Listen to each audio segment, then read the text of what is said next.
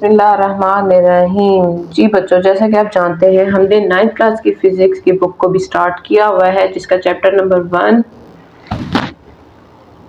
Physical quantities and measurements के MCQs and short question answers को हम कम्प्लीटली सॉल्व कर चुके हैं।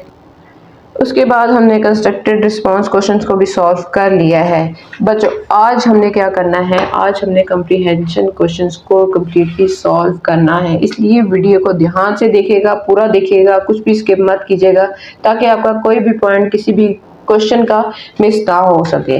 अगर आप मेरे चैनल पर न्यू हैं तो मेरे चैनल को सब्सक्राइब कर लें, वीडियोस को पसंद आ रही हो तो लाइक कर लें और दोस्तों के साथ ज़रूर शेयर किया करें और बेल आइकन के बटन को प्रेस करना ना भूलें, ताकि हर नई आने वाली वीडियो आपको टाइम से मिलती रहे।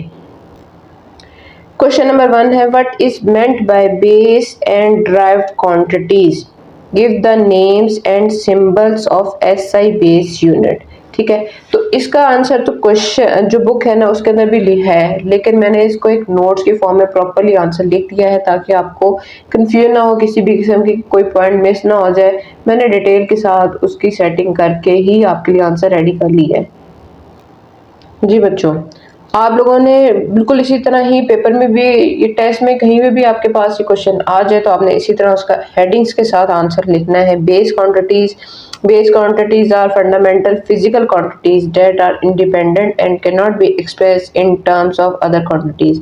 ये एक फिजिकल क्वांटिटी होती है जो हम किसी और सूरत में बयान नहीं कर सकते, किसी भी और तरह रिप्रेजेंट नहीं कर सकते, जैसे कि लेंथ, मास, टाइम। ठीक है, लेंथ को हम यूनिट के साथ इसी तरह ही रिप्रेजेंट किया जाता है। ड्राइव क्वांटिटीज कंसेप्ट आप लोगों के चैप्टर जब हमने किया था तो अच्छी तरह से क्लियर हो गया होगा, इसलिए मैं सिर्फ आंसर बता रही हूँ कि आप लोगों ने आंसर को क्या लिखना है, कौन से वर्ड यूज करने हैं। Drive quantities drive from the combination of base quantities through multiplication and division. ठीक है, तो ये बेस क्वांटिटी से ही ड्राइव होती है। अब एसआई यूनिट के लिए जो हमने लिखना है, अच्छा इसकी जो एग्जांपल आती है ना, इसकी एग्जांपल में आपने लिखना है जो ड्राइव क्वांटिटी है वेलोसिटी, फोर्स एंड एनर्जी। ये लाजमी लिख लीजिएगा। जो एग्जांपल है, एग्जांपल भी हमने देनी है, तो उन्होंने क्या कहा है, आपने वेलोसिटी, फोर्स एंड एनर्जी को लिखना है। अब जो एसआई यूनिट हमने बयान करना है वो आपको टेबल में बता देती हूँ कि वो आपने कौन सा टेबल को लिखना है, याद करना है। बच्चों, ये जो पेज नंबर 8 के ऊपर आपका बेस क्वांटिटीज वाला ये टेबल बना हुआ है ना, ये सारा आपने करना है इसके आंसर में। लॉन्ग के आंसर में यहाँ से लेके यहाँ तक पूरा ही इसको करना है।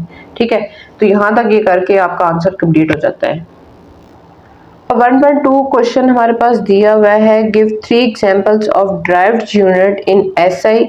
ठीक है, how are they derived from base unit, describe briefly. आपने बताना है कि ये ड्राइव यूनिट जो है वो बेस यूनिट से हम कैसे ड्राइव करते हैं, डिटेल के साथ इसका आंसर दें। तो इसका आंसर है, जी बच्चों, सबसे पहले तो आंसर में आपने एग्जांपल्स बता देनी, गिव एग्जांपल, 3 एग्जांपल। तो कौन कौन सी एग्जांपल है, velocity, force and electric charge. ठीक है, ये आपने लिख देना है। उसके बाद 1 बाय 1 करके आपने वेलोसिटी की डेफिनेशन बताना है कि वेलोसिटी होती क्या है, उसका फॉर्मूला क्या है, उसकी डेरिवेशन क्या है। ये आपके पास मैंने प्रॉपरली लिख दी है हर चीज को। ठीक है, आपने यही चीज एज इट इज ऐसे ही आपने लिखनी है पेपर में।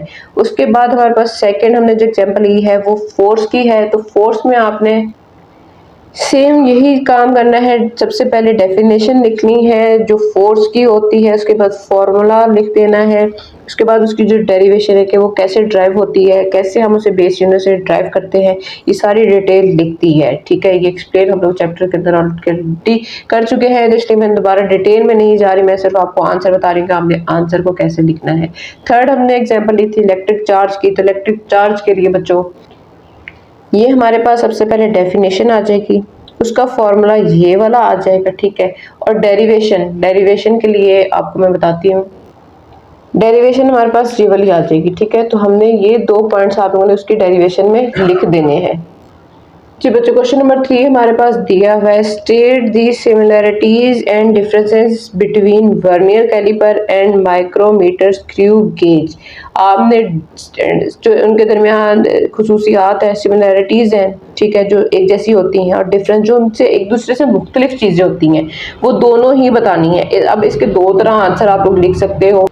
एक तो पूरा जो टॉपिक है ना वर्नियर कैलिपर का और माइक्रो स्क्रू गेज का, आप लोग वो लिख दो, हेडिंग दो और उसके बाद वर्नियर कैलिपर और स्क्रू गेज को 1 बाय 1 करके पूरी डिटेल के साथ लिख दो।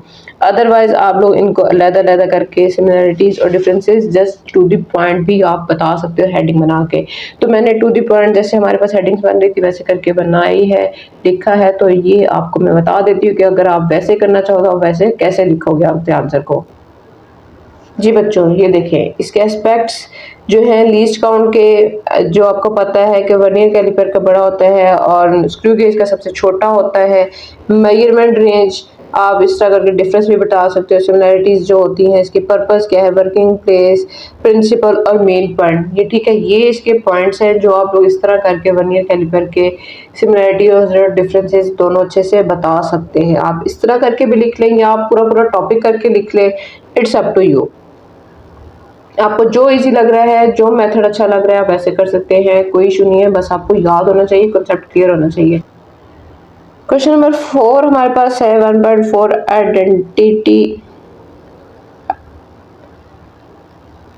Identity and explain the reasons for human errors, random errors and systematic errors in experiment.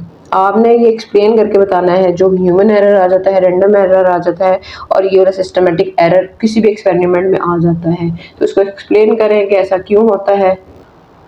तो बच्चों ये इसलिए होता है कि ह्यूमन एरर्स में लैक ऑफ स्किल होता है, ह्यूमंस के पास उनकी पुअर हैंडलिंग होती है। एग्जांपल्स में ये चीज़ आ जाएगी। रैंडम एरर में आप लोगों ने ये लिख देना है, ठीक है, कि रैंडम एरर क्यों आ जाता है, क्योंकि हमारी फ्लक्चुएशन प्रिडिक्शन गलत हो जाती है। सिस्टमेटिक एरर में क्या आ जाता है, हमारे इक्विपमेंट में कोई गलती हो, किसी भी किस्म के प्रोसीजर में एरर आ जाए, तो ये चीज़ें हमारे लिए एरर का बायस बन जाती हैं। तो इन तीनों को आपने इस तरह करके हेडिंग के साथ कॉजेज एग्जाम्पल देते हुए लिख देना है। आप जितनी ज़्यादा हेडिंग्स देंगे उतना ज़्यादा आपका पेपर का इंप्रेशन अच्छा बढ़ेगा, ठीक है, क्योंकि एग्जामिनर ने आपकी जो आप लोगों ने पूरे एक फॉर्म में लिख देंगे आप आंसर को, वो कभी भी बैठ के पढ़ेगा नहीं, वो जस्ट आपकी हेडिंग्स को देखेगा। बच्चे ने हेडिंग्स दी हैं, नीट एंड क्लीन पेपर किया है, तो उसको पता चल जाएगा कि इसने वाकई ही अंदर कुछ ना कुछ लिखा होगा। जिस बच्चे को हेडिंग नहीं लिखनी आ रही तो इसका मतलब ये है कि उसने सुन अंदर कोई ना कोई स्टोरी लिखी होगी। Differentiate between precision and accuracy of a measurement with examples। तो अब हमने इसकी ये डिटेल से बताना है डिफरेंसेस को। जी बच्चों, तो इसका आंसर आप लोग इस फॉर्म में ले सकते हैं। एक्सपेक्ट बना ले, डेफिनेशन बता दें कि डेफिनेशन इसकी ये है, एक्यूरेसी की ये होती है, फोकस में कैसे है, एग्जांपल्स में क्या है, और रिलायबिलिटी और नोट, ठीक है। तो ये चीज़ आप लोग इस तरह करके बता दें। तो इसी के साथ हमारे कम्प्रीहेंशन क्वेश्चन चैप्टर नंबर 1 के कम्प्लीटली सॉल्व होते हैं। आपको डिटेल मैंने सारी बता दी, आपने क्वेश्चन को कैसे लिखना है, उनको राइट डाउन कैसे करना है, कैसे आपने डेफिनेशन बनानी है, किस तरह की डेफिनेशन बन सकती है किस क्वेश्चन में। तो उम्मीद है आपको मेरी वीडियो आज की बहुत हेल्पफुल लग रही होगी, आपके लिए ये बहुत आसानी का बायस बन रही होगी, इसलिए आप इस वीडियो को ज़रूर संभाल के रखिएगा ताकि आप लोगों के नोट्स बनाने में आपको बहुत आसानी हो। अब तो बहुत ख्याल रखें, खूब प्रैक्टिस करें। मिलते हैं अपनी अगली वीडियो में। अल्लाह हाफिज़।